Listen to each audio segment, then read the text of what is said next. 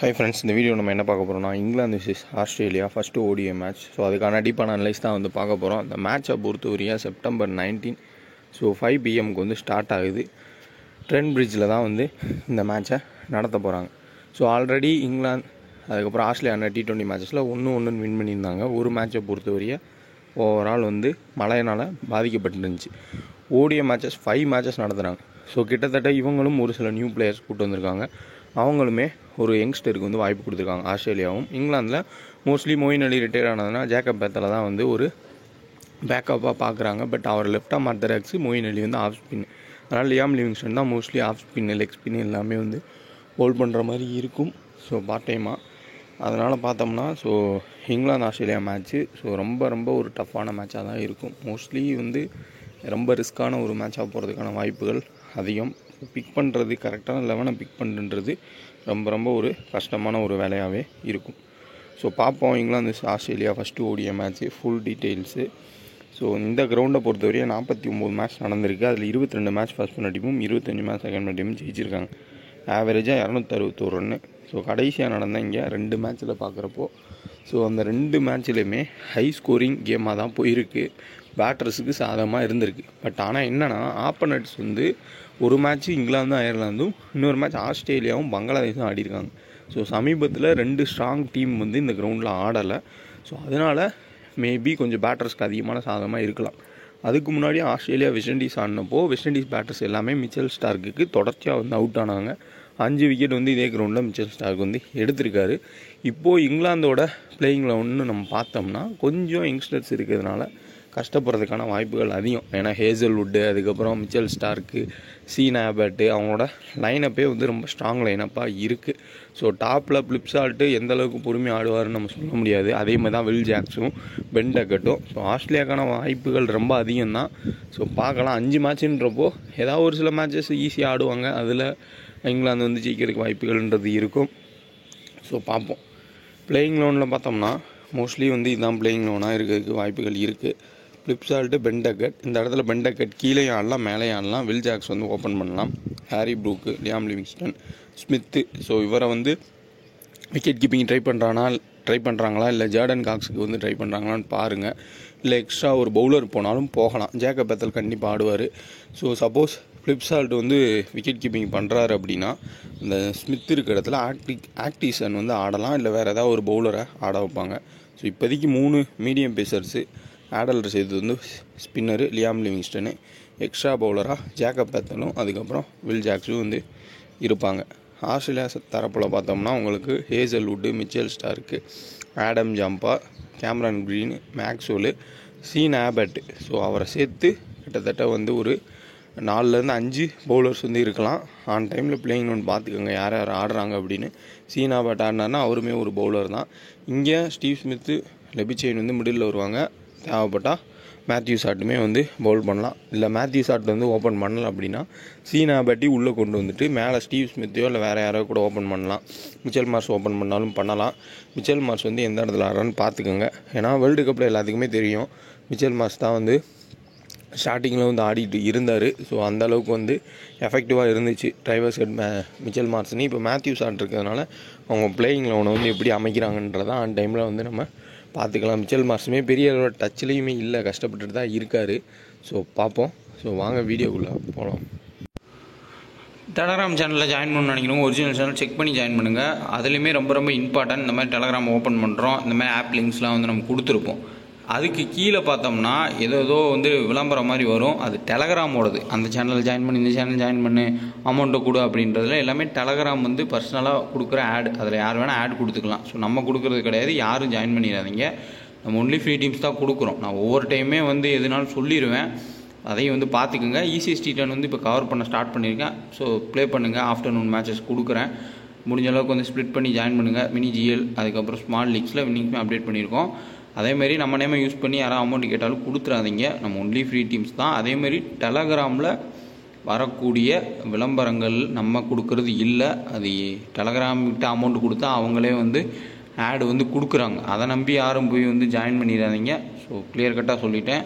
நம்மக்கிட்ட நீங்கள் பேசவும் முடியாது, எதுவுமே பண்ண முடியாது. ஸோ நம்ம டீம்ன்றது கொடுக்குறோம், அவ்வளோதான். ஸோ நம்ம நேமை வச்சு நீங்கள் எதுவுமே பண்ண முடியாது. நம்ம மெயில் இருக்குது, அதில் நீங்கள் ஏதாவது கொஸ்டின் பண்ணிங்கன்னா நம்ம அதில் ஆன்சர் பண்ணுவோம். அது மட்டும்தானே தவிர்த்து நம்ம டைரெக்டாக உங்ககிட்ட யாருக்கிட்டையுமே வந்து பேச மாட்டோம். அதையும் வந்து புரிஞ்சுக்கோங்க. ஸோ நம்ம நேமை யூஸ் பண்ணி யாராவது இது பண்ணால் எஸ்கேப் ஆகிக்கோங்க. அதேமாதிரி இந்த டெலகிராமில் எந்த சேனலில் இருந்தாலும் சரி அதில் ஓடுற ஆட் எல்லாமே டெலகிராமாக கொடுக்குற ஆடு தான். அதை வந்து புரிஞ்சுக்க. ஆஸ்திரேலியன்ஸோட பிளேயிங் லோன் மட்டும் ஆன் டைமில் பார்த்துக்கோங்க. அதேமாதிரி பேட்டிங் ஆர்டரும் கண்டிப்பாக பார்த்துக்கோங்க. யாரை வேணால் எப்படி வேணால் வந்து அவங்க ட்ரை பண்ணுறதுக்கான வாய்ப்புகள்ன்றது இருக்கும். ஸோ ட்ரைவர்ஸ் ஹெட்டு, மேத்யூ சாட்டு, ஸ்டீவ் ஸ்மித். ஸோ இதில் மேத்யூ சாட் ஆடலை அப்படின்னா மேபி மிச்சல் மார்ஸ் ஓப்பன் பண்ணி கீழே ஷேன் ஆபர்ட்டும் ஆடுறதுக்கு வாய்ப்புகள் இருக்குது. பவுலிங் ஆப்ஷன்னு பார்த்தோம்னா எக்கச்சக்கமான பவுலிங் ஆப்ஷன்ஸ் வந்து இருக்கும். தேவைப்பட்டால் மார்னஸ் லெபிஷன் கூட பவுல் பண்ணலாம் ஸ்பின் விக்கெட்டுக்கு வந்து மாறிச்சு அப்படின்னா. ஸோ ஓவரால் பார்த்தோம்னா இங்கே பவுலிங் ஆப்ஷன்ஸில் மிச்சல் மார்ஸ் ஒன்று, அதுக்கப்புறம் Maxwell, Cameron Green, Mitchell Starc, Adam Zampa, Hazlewood. இதில் மேத்யூ சாட் ஒரு பிளேயர் இருக்கார். மேத்யூ சாட் ஆடாமல் இருந்தாலும் ஷேன் ஆபர்ட் ஆடலாம். அவருமே வந்து ஓவர்ஸ் வீசுறதுக்கான வாய்ப்புகள்ன்றது இருக்குது. இங்கிலாந்து தரப்பில் பார்த்தோம்னா உங்களுக்கு அங்கேயுமே வில் ஜாக்ஸு பவுல் பண்ணுவாரான்றது டவுட்டு தான். மோஸ்ட்லி லியாம் லிவிங்ஸ்டன் தான் பவுல் பண்ணுவார். ஜேக்கப் பெத்தலை வந்து பவுல் பண்ண வைப்பாங்க. மீதி 4 பேர். இதில் டபுள் ஆப்ஷன் பார்த்தோம்னா பிரேடன் கிராஸு. ஸோ கிராஸை பொறுத்தவரையும் பயங்கரமான ஒரு பிளேயர் தான். நல்ல பேஸில் போடக்கூடிய ஒரு பிளேயரு. ரொம்ப ஒரு பேனுக்கு அப்புறம் வராரு. பெரிய அளவில் எந்த மேட்ச் ஆடாமல். பட் இருந்தாலும் டேரெக்டாக அவருக்கு சான்ஸ் தராங்க. ஏன்னா அவரை தான் நம்புகிறாங்க. ஒரு ஆல்ரவுண்டர், அதிகமான பேஸ் போடக்கூடிய ஒரு பவுலராக. டாப்லி ரீசெண்ட் டைம்ஸில் ஃபார்ம்லேயே கிடையாது. விக்கெட்டே அவரால் எடுக்க முடியல. ரீசெண்ட் ஃபார்ம்னு நம்ம பார்த்தோம்னா ஆடல் ரசீத் ஒரு விக்கெட் எடுக்கிறாரு. பட் இருந்தாலும் அவரோட ஃப்ரீ விக்கெட்ஸ் எல்லாமே லியாம் லிவிங்ஸ்டனுக்கு போகுது. லியாம் லிவிங்ஸ்டன் தான் மோஸ்ட்லி விக்கெட்ஸ் எடுத்து நல்ல டச்லேயுமே இருக்கார். டபுள் ஆப்ஷனும் கூட 10 ஓவர் கூட பவுல் பண்ணுறதுக்கான வாய்ப்புகள்ன்றது இருக்கும் லியாம் லிவிங்ஸ்டனுக்கு. பேட்டிங்குமே நல்ல டச்சில் இருக்கிறதுனால டீசெண்டான ஒரு கேப்டன்ஷிப் தான் பார்க்கலாம். ஹாரி ப்ரூக்கை தான் வந்து கேப்டனாக கொடுத்துருக்காங்க. ஸோ எப்பயுமே இவரும் ஒரு இப்போ ஹியூக்ஸ் மாதிரி, so Daniel Hughes Australian player மாதிரி தான் ஹாரி ப்ரூக்கும். சேசிங்லாம் நல்லா ஆடக்கூடிய பிளேயர்.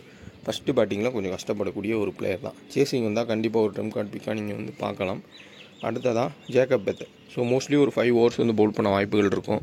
நல்ல குவாலிட்டி பிளேயர். இந்த 5 ஓடியில் கண்டிப்பாக ஒரு ஓடியிலையாவது 60-70 அடித்து ஒரு 2 விக்கெட் எடுக்கிறதுக்கான சான்ஸ் ரொம்ப அதிகம். லோ பர்சன்டேஜாக இருப்பார். கிராண்ட் லீக்லாம் கேப்டன் வைஸ் கேப்டன் ட்ரை பண்ணுங்கள். ரிஸ்க் எடுக்கிறவங்க ஜேக்கப் பெத்தலை ட்ரை பண்ணி பாருங்கள். அதே மாதிரி தான் பிரேடன் கிராஸும். டாப்லேயே நீங்கள் கட் பண்ணால் கூட பிரேடன் கிராஸை வந்து மோஸ்ட்லி வந்து பிக் பண்ணிக்கோங்க. Jofra Archer no doubt minimum 2 wicket first bowl பண்ணாலும் செகண்ட் பவுல் பண்ணாலும். ஆடல் ரசீத் ஒரே ஒரு விக்கெட் எடுக்கிறதுக்கான வாய்ப்புகள்ன்றது இருக்கும். மோஸ்ட்லி இவங்க சைடில் எனக்கு இருக்கக்கூடிய டவுட்டுன்னு பார்த்தோம்னா அந்த டாப்பில் பெண்டை கிட்ட தவிர்த்து ஃப்ளிப்சால்ட்டு வில் ஜாக்ஸ் எப்படி ஆட போகிறாங்கன்றது தான். சேசிங்கில் உங்களுக்கு ஹாரி ப்ரூக் வந்து ஆடிடுவார். இனிஷியல் ஸ்விங்குமே இந்த கிரவுண்டில் இருந்திருக்கு. கொஞ்சம் கஷ்டம் பட்டிருக்காங்க. பவுல் பண்ண போகிறது ஹேசல்வுட்டு, மிச்சல் ஸ்டார்க்கு பயங்கரமான பவுலர்ஸு. ஷேன் ஆபர்ட் வந்து அவருமே பவுல் பண்ணுவார். கேமரன் க்ரீனுமே நல்ல ஃபார்மில் இருக்கிறதுனால மோஸ்ட்லி டாப் ஆர்டரில் கொஞ்சம் நல்ல பேட்டிங் விக்கெட் இல்லாமல் நியூட்ரலான ஒரு விக்கெட்டாக இருக்குது அப்படின்னா கஷ்டப்படுறதுக்கான சான்ஸுன்றது இருக்கும். ஸோ அதனால் டாப்பில் கொஞ்சம் யோசிச்சுக்கோங்க. மிடில் வரக்கூடிய லியாம் லிவிங்ஸ்டன், அதுக்கப்புறம் ஜேக்கப் பெத்தல், இந்த மாதிரி டபுள் ஆப்ஷன் பிரேடன் கிராஸ் இவங்களை வந்து ஆட் பண்ணி எடுத்துகிட்டு போகிறது பெட்ரு. விக்கெட் கீப்பிங்கில் இந்த ஜிமி ஸ்மித் வந்து ஆடுறாரா இல்லை வேறு ஆல்ரவுண்டரோ இல்லை வேறு பவுலரோ ஆட வைக்கிறாங்களான்றதையும் ஆன் டைமில் பார்த்துக்கோங்க. இங்கிலாந்து தரப்பில் பார்த்தோம்னா ஃப்ளிப்சால்ட்டு கொஞ்சம் குயிக்காக 4 அப்படி அடிக்கலாம். ஆல்ரெடி மிச்சல் ஸ்டார்க்கனால தான் வந்து ஆடிருக்காரு. பட் ஹேசல்வுட்டுக்கு கொஞ்சம் தடுமாறலாம். பெண்டக்க டீசன்ட் பிக்கு, நல்ல ஃபார்மில் தான் இருக்கார். பட் இப்போ ரீசெண்டாக ஆன ஸ்ரீலங்கா டெஸ்ட்டில் கொஞ்சம் தடுமாறுனதையும் பார்த்தோம். 30 ரன் அப்புறம் அவ்வளோதான் வந்து ஸ்கோர் பண்ணார். வில் ஜாக் சுத்தமாக ஃபார்மில் இல்லை. ஹாரி ப்ரூக்கு செகண்ட் பேட்டிங் பண்ணால் மட்டும்தான் ஆடுறாரு. இவங்க பேட்டிங்கை பொறுத்தவரையும் மிகப்பெரிய டவுட் வருது. ஸோ மிடில் ஆர்டர்னு போனால் லோ பர்சன்டேஜாக தான் இருக்கும். டபுள் ஆப்ஷன் இருக்கக்கூடிய எல்லாத்தையும் எடுத்துக்கிறது பெட்டரான ஒரு ஆப்ஷன். ஆஸ்திரேலியா தரப்பில் ட்ரைவர்ஸ் ஹெட்டு எப்பயுமே இங்கிலாந்துனாலே வந்து ஹிட் பண்ணியிருக்காரு. மேத்யூ சாட் ஆடுவாரான்றது ஆன் டைம் பார்த்துக்கோங்க. Steve Smith maybe first bat பண்ணால் மார்னஸ் லெபிஷன், ஸ்டீவ் ஸ்மித் எல்லாம் எடுத்துக்கோங்க. டாப்பில் விக்கெட் போனால் கண்டிப்பாக ஏர்லி விக்கெட்ஸ் போனால் மெதுவாக ஸ்லோவாக ஆடி கேம் எடுத்துகிட்டு போயிடுவாங்க. Most of the county match Blast எல்லாமே மார்னஸ் லெபிஷன் இங்கே தான் ஆடிருக்கார். எக்ஸ்பீரியன்ஸுன்றது ரொம்ப அதிகமாகவே இருக்கும். இங்கீஸு ஒரு ஹிட்டராக தான் பயன்படுத்துவாங்க. தேவைப்பட்டால் உடனே சடனாக வந்து ஹிட் பண்ணி கொடுக்குற மாதிரி தான் இருக்கும் இங்கீஸ்க்கு. மேக்ஸ்வெல் உங்களுக்கு சரியான வந்து ஒரு டபுள் ஆப்ஷனாக இருப்பார். ஸோ எப்பயுமே வந்து ஒரு தேவையான ஒரு டபுள் ஆப்ஷன். நம்ம எப்பயுமே அவரை வந்து ட்ராப் பண்ணணும்னு நினச்சாலே வந்து நல்ல ஒரு பர்ஃபார்மன்ஸ் கொடுக்கக்கூடிய ஒரு பிளேயரு. கேமரன் க்ரீனு அதே மாதிரி தான் ரீசெண்ட் டைம்ஸில் நல்ல ஒரு ஃபார்மில் இருக்கார். ஆடம் ஜாம் தான் மோஸ்ட்லி ஆடம் ஜாம்பா பொறுத்தவரையும் ஃபஸ்ட் பவுல் பண்ணணும், செகண்ட் மினிமம் 2 விக்கெட்டுன்றதை எடுத்து கொடுக்குறாரு டீமுக்கு.